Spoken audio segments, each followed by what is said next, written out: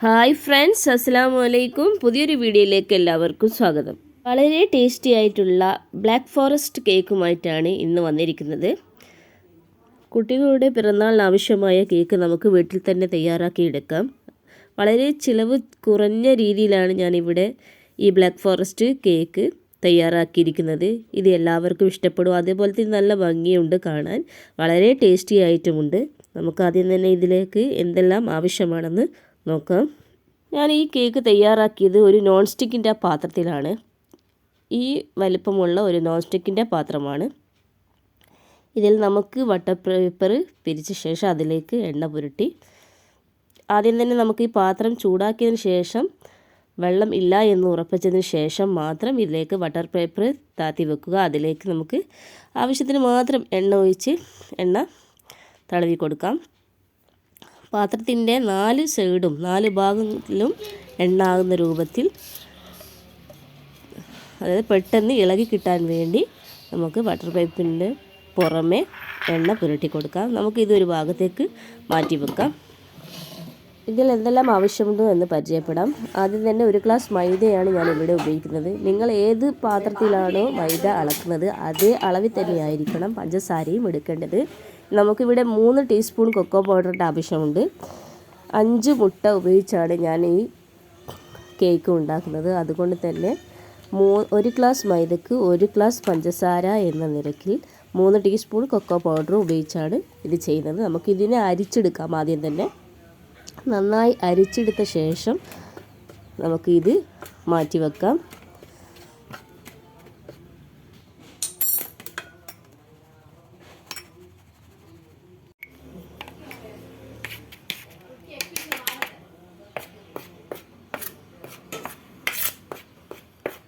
അരിച്ചതിന് ശേഷം നന്നായി ഈ സ്പൂൺ വെച്ചുകൊണ്ട് തന്നെ നന്നായി ഒന്നും കൂടി മിക്സ് ചെയ്ത് കൊടുക്കുക. എല്ലാ ഭാഗങ്ങളും എത്തുന്ന രൂപത്തിൽ തന്നെ നന്നായി മിക്സ് ചെയ്യുക. അതിനുശേഷം നമുക്കിതിന് മാറ്റി വെക്കാം. ഞാനിവിടെ 5 മുട്ട ഉപയോഗിച്ചാണ് കേക്ക് ഉണ്ടാക്കുന്നത്. 5 മുട്ടയും നമുക്ക് ഉടച്ചു പാരാം. 5 മുട്ടയ്ക്ക് 1 ഗ്ലാസ് പഞ്ചസാര, ഞാൻ നേരത്തെ പറഞ്ഞതുപോലെ 1 ഗ്ലാസ് മൈദക്ക് 1 ഗ്ലാസ് പഞ്ചസാരയാണ് ഞാൻ ഉപയോഗിക്കുന്നത്. അതുപോലെ തന്നെ 1/4 ടീസ്പൂൺ അപ്പക്കാരവും ഇടുന്നുണ്ട്. ഒരു നുള്ളു ഉപ്പും ഇതിലേക്ക് ചേർക്കേണ്ടത് ആവശ്യമുണ്ട്. അതോടൊപ്പം തന്നെ ഇതിലേക്ക് ഒരു 1/4 ടീസ്പൂൺ വാനില എസൻസ് കൂടി ചേർക്കണം. നമുക്കിതിനെ അടിച്ചെടുക്കാം. നന്നായി പതം വരുന്ന രൂപത്തിൽ തന്നെ ഇതിനെ അടിച്ചെടുക്കുക.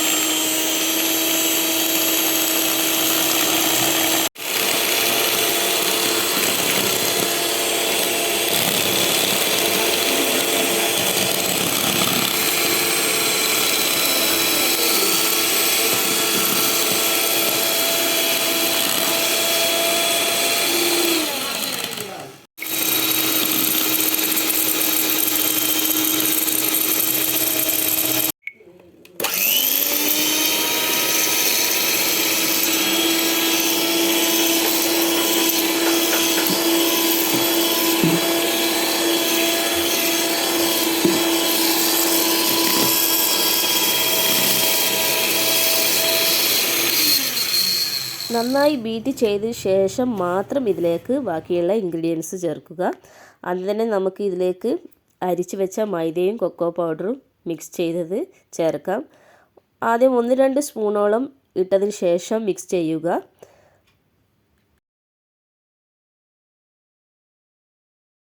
എല്ലാ ഭാഗത്തും എത്തുന്ന രൂപത്തിൽ തന്നെ ഇതിനെ മിക്സ് ചെയ്ത് എടുക്കാൻ ശ്രമിക്കുക. വീണ്ടും നമുക്ക് ഇതിലേക്ക് കുറച്ചുകൂടി അരിച്ച് വെച്ച മൈദയും കൊക്കോ പൗഡറും ചേർക്കാം. നന്നായി ഇളക്കിയതിന് ശേഷം എല്ലാ ഭാഗത്തും എത്തുന്ന രൂപത്തിൽ തന്നെ ഇതിനെ നമുക്ക് തയ്യാറാക്കിയെടുക്കാം.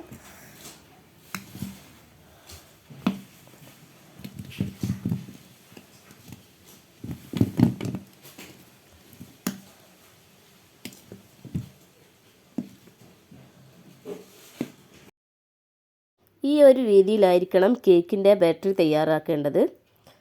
ഇത് കാണുമ്പോൾ തന്നെ അറിയാം വളരെ നന്നായിട്ടുണ്ട് എന്ന്. നമുക്ക് ഒരുക്കി വെച്ച പാത്രത്തിലേക്ക്, ബട്ടർ പേപ്പർ താത്തി വെച്ച പാത്രത്തിലേക്ക് നമുക്ക് ഈ ബാറ്ററി ഒഴിച്ചു കൊടുക്കാം.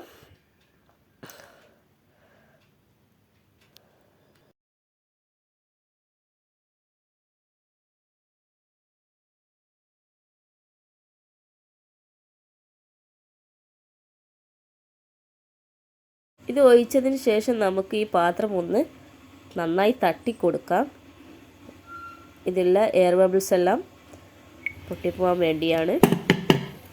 ശേഷം നമുക്ക് ഇതിനെ വളരെ ലോ ഫ്ലെയിമിലിട്ട് ഗ്യാസിലേക്ക് മാറ്റാം. എനിക്ക് ഈ കേക്ക് ബേക്ക് ചെയ്തെടുക്കാൻ ഒരു 20 മിനിറ്റോളം ആവശ്യമായി വന്നിട്ടുണ്ട്. അതോടൊപ്പം തന്നെ നമുക്ക് ഇതിലേക്കുള്ള ഡാർക്ക് ചോക്ലേറ്റാണ് ഞാനിവിടെ ഉപയോഗിച്ചത്. ഇതിന് വളരെ സിമ്പിളായിട്ടുള്ള റേറ്റേ ഉള്ളൂ.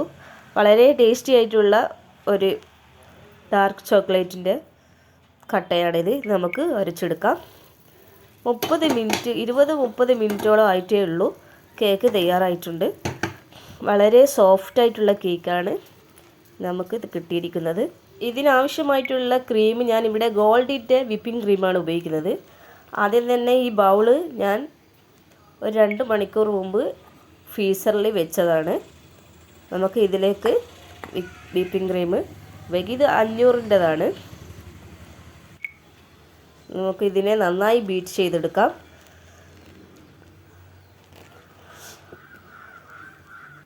ഇതിൻ്റെ മെഷീനിൻ്റെ ഇതും ഞാൻ ഒരു 1/2 മണിക്കൂറോളം ഫ്രീസറിൽ സൂക്ഷിച്ചിട്ടുള്ളതാണ്.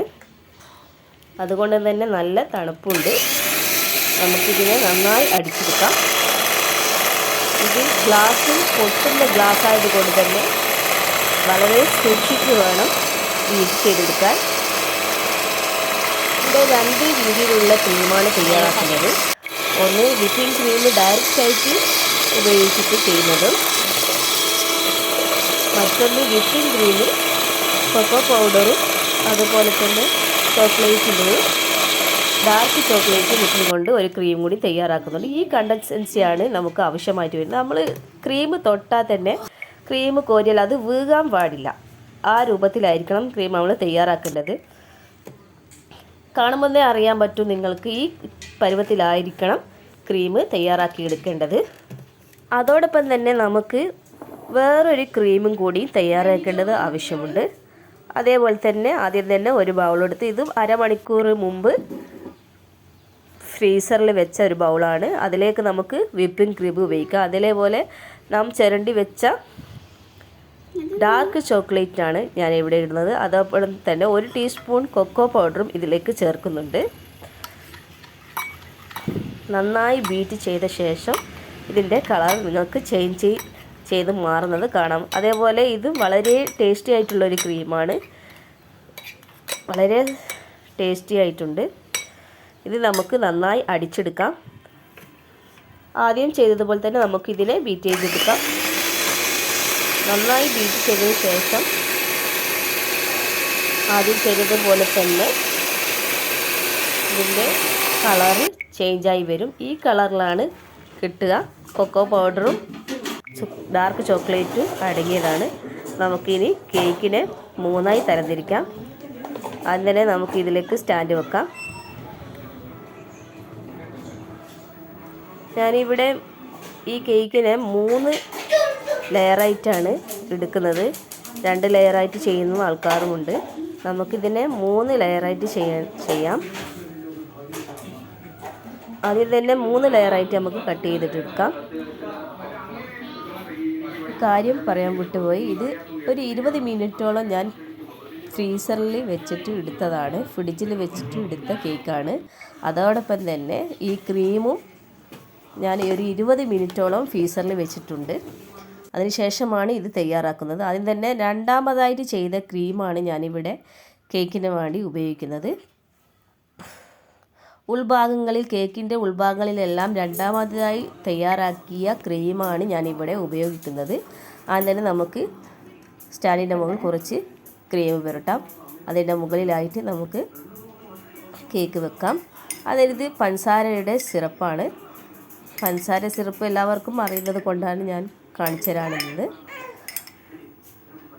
ഇതിൻ്റെ കൂടെ തന്നെ ഞാൻ വേറൊരു ഇത് നിങ്ങൾക്ക് കാണിച്ചു തരാം. ഇത് ചെറിയാണ്. ചെറിയിൽ കുറച്ച് വെള്ളം ഒഴിച്ചാണ്. നല്ല മധുരമുള്ള ചെറിയാണ്.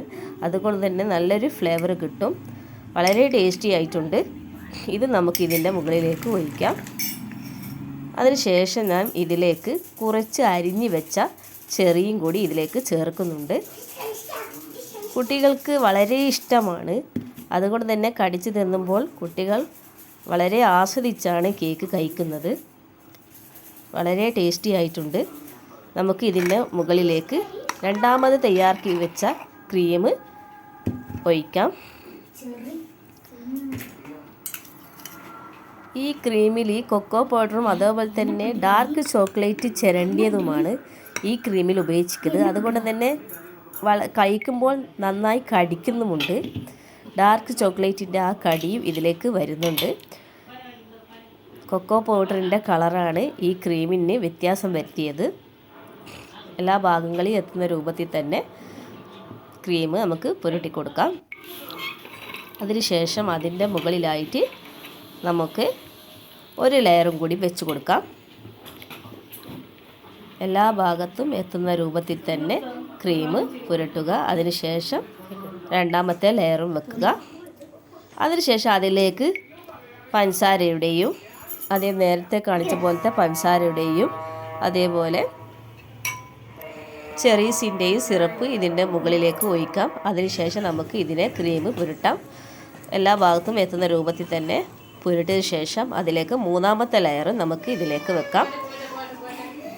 മൂന്നാമത്തെ ലെയർ വെച്ചതിന് ശേഷം ഇതിൽ നാം ചെയ്യുന്നത് ആദ്യത്തെ ക്രീമാണ്. ഫസ്റ്റിൽ നമ്മൾ ഉണ്ടാക്കിയ വൈറ്റ് ക്രീമാണ് നാം ഇതിൻ്റെ മുകളിലേക്ക് ഉപയോഗിക്കുന്നത്.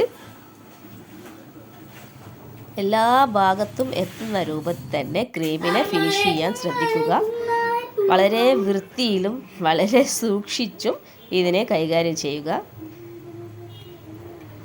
നന്നായി പെർഫെക്റ്റായി ചെയ്യുന്ന ആൾക്കാരും ഉണ്ടാകും. നമ്മളെ രീതിയിൽ നമ്മൾ വീട്ടിൽ തന്നെ ചെയ്യുന്നത് കൊണ്ട് എത്രത്തോളം നന്നാവും എന്നറിയില്ല.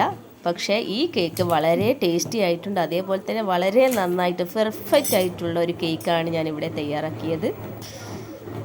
അത് നിങ്ങൾക്ക് കാണുമ്പോൾ തന്നെ അറിയാൻ പറ്റും. നമുക്ക് ഇതിനെ എങ്ങനെയെല്ലാം എത്ര നേരം ഉപയോഗിച്ചും നമുക്കിതിനെ വളരെ വൃത്തിയിൽ ചെയ്തെടുക്കാൻ ശ്രദ്ധിക്കുക.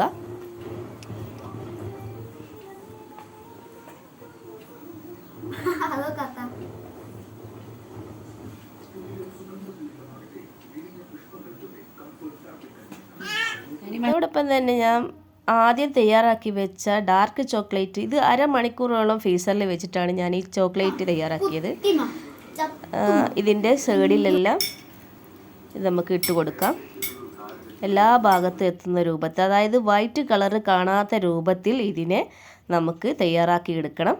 അതോടൊപ്പം തന്നെ വിപ്പിംഗ് ക്രീം നമുക്ക് ഈ ഡിസൈനിൽ ചെയ്ത് കൊടുക്കാം.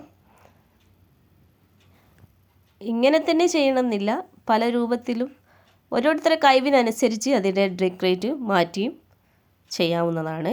ഇതിൻ്റെ മുകളിലേക്ക് നമുക്ക് ചെറി വെച്ച് കൊടുക്കാം എല്ലാ ഭാഗത്തും. അതിനുശേഷം നമുക്ക് ഇതിലേക്ക് ചെറി വെച്ച് കൊടുക്കാം. അതിനുശേഷം അതിലേക്ക് നമുക്ക് ഡാർക്ക് ചോക്ലേറ്റിൻ്റെ പീസാണ് ഈ കാണുന്നത്. അതിനുശേഷം അതിലേക്ക് വൈറ്റ് ചോക്ലേറ്റിൻ്റെ പീസും ഇടുന്നുണ്ട്.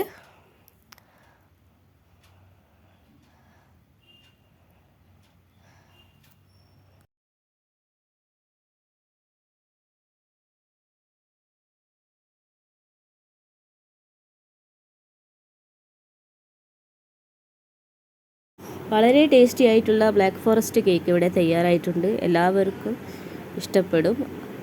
എല്ലാവരും ട്രൈ ചെയ്ത് നോക്കണം. ഇഷ്ടപ്പെട്ടാൽ ഷെയർ ചെയ്യുക, സബ്സ്ക്രൈബ് ചെയ്യാൻ മറക്കരുത്. ഇന്ന് എൻ്റെ മകൻ്റെ ബർത്ത്ഡേ ആണ്.